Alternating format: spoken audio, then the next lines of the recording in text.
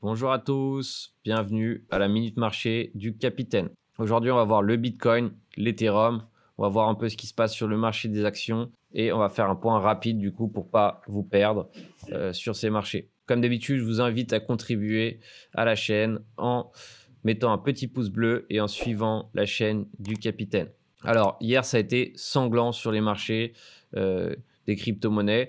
Je vous rappelle aussi que cette baisse est plus modérée de ce qu'on pouvait avoir en 2017. Donc ceux qui n'ont pas connu 2017 ont eu un mini avant-goût des corrections qui pouvaient se passer.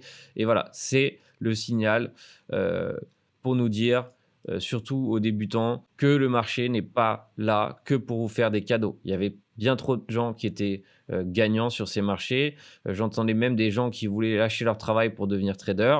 Il faut se rendre compte que c'est pas facile de trader sur les marchés et la surexposition est une des causes de cette chute. C'est-à-dire que en plus des gens qui se sont fait liquider, il y a des gens qui ont paniqué et qui ont vendu. Alors comme vous pouvez le voir ici, on a l'air de tenir pour l'instant les 23,6. Donc si vraiment on clôture en dessous des 23,6, les probabilités pour qu'on aille chercher les 38,2 sont assez élevées. Donc il faut vraiment qu'en clôture, on arrive à clôturer au-dessus de 51 000. Sinon, les probabilités d'aller chercher les 47 000 sont assez élevées. Ensuite, si vraiment la correction se prolonge, le niveau max qu'on devrait garder est celui des 42-43 000. C'est-à-dire que si vraiment on franchit en clôture les 43 000, la structure haussière sera remise aux causes. Donc évidemment, ça ne sert à rien d'être dramatique, il faut aller niveau par niveau. Pour l'instant, on essaye de conserver ce niveau. Comme vous pouvez le voir, ça correspond au volume profile, à une forte zone de support. Donc, comme vous pouvez la voir, tout ici, c'est une sorte de support extrêmement important parce qu'ici, c'était une énorme résistance qu'on a finalement breaké et qu'on est finalement revenu retester. Donc pour l'instant, on en est là, on est sur un retest. C'est pas encore dramatique. La structure haussière n'est pas remise en cause, donc on pourrait croire à un pullback rapidement. On voit que le shop se recharge, ce qui est assez positif pour éventuellement aller vers un nouveau breakout si c'est le cas. Mais évidemment, on n'est pas à l'abri d'avoir un sommet en dessous du précédent et une correction. Donc tout est possible, il faut le garder en tête. Je vous rappelle que le mois de mars est un mois qui est baissier pour le Bitcoin. Donc si on regarde les faits, voilà, il y a eu sur les 10 dernières années, il y a eu 2 mois de mars positifs, sinon tout le reste était extrêmement baissier. Alors, le marché des actions hier a corrigé aussi. Donc, comme vous pouvez le voir, il a retesté ici le sommet et aujourd'hui, il repart à la hausse. Il y a aussi quelque chose d'intéressant, c'est le Dixie qui, lui, est en tendance baissière. Maintenant, c'est officiel.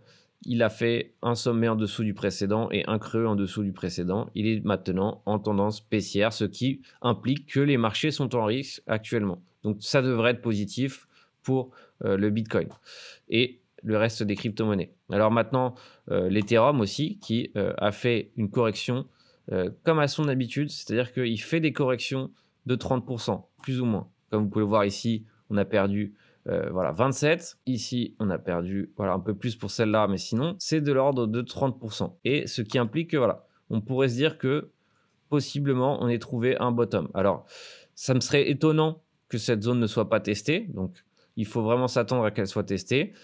Mais voilà, ça lui est arrivé plusieurs fois de frôler du coup ce genre de zone.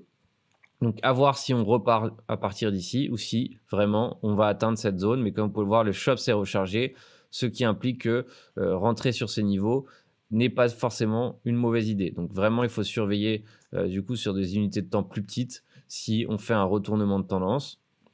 Mais bon, pour l'instant, voilà, on peut tenter d'aller chercher encore les 1460 si vraiment ça se met en place. Donc ensuite, vraiment notre indicateur de la alt season, c'est celui-ci, c'est le ETH BTC. Donc si vraiment, là on voit qu'il allait chercher les 61,8, donc ce qui implique que c'est peut-être une zone intéressante pour échanger ses bitcoins contre de l'ETH, en partant du principe que l'ETH va surperformer. Donc c'est encore un peu prématuré, hein, parce que là pour l'instant on est juste sur un support et on n'a aucun signal.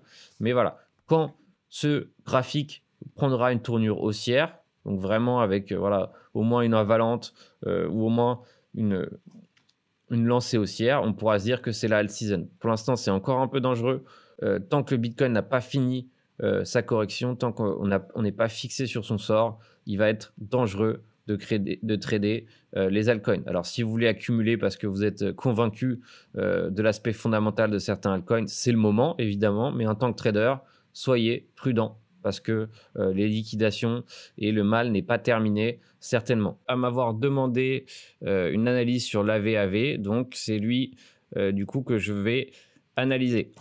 Alors, comme vous pouvez le voir ici, on est venu tester ce dernier sommet. Alors, c'est pas étonnant, c'était fort possible qu'on finisse par toucher cette zone. Comme vous allez voir, ça correspond aussi au 0,5 de Fibonacci. Donc, vraiment ici, on est sur une zone de convergence. Forcément, je pense que c'est un point d'achat intéressant. Alors évidemment, quand il est parti, c'était pas le moment de l'acheter en tant qu'investisseur. Voilà, quand un coin décolle de cette façon. En revanche, voilà, chercher un point d'entrée ici est extrêmement intéressant. Évidemment, ça peut encore aller plus bas, ne l'oubliez pas.